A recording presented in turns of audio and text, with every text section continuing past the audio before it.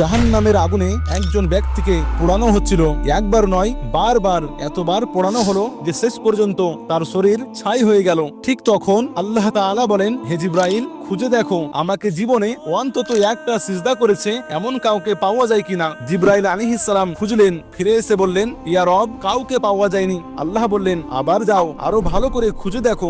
অনেক খোঁজার পর এক জায়গায় পাওয়া গেল সেই ব্যক্তিকে যার শরীর ছাই হয়ে গেছে, কিন্তু অন্তরের গভীরে ইমানের খুব সামান্য একটা আলো এখনো জ্বলছে। জিব্রাইল আলাইহিস সালাম বললেন, ইয়া রব, এর অন্তরে সামান্য ইমান আছে। আল্লাহ বললেন, যেহেতু সামান্য হলেও আছে, ওকে জাহান্নাম থেকে বের করো। তাকে বের করা হলো এবং একটু দূরে রাখা হলো, কিন্তু আগুনের লেলিহান শিখা এখনো তার শরীরকে ঝলসাচ্ছিল। সে ব্যক্তি কান্না করতে শুরু করলো। সে বলল, ইয়া আল্লাহ, আমি কিছু চাই না, তুমি আমাকে জাহান্নাম থেকে বের করেছো, এটাই আমার জন্য অনেক। শুধু এমন জায়গায় রাখো যেখানে আগুন আর কষ্ট না দেয়। আল্লাহ তাআলা বললেন, ঠিক আছে।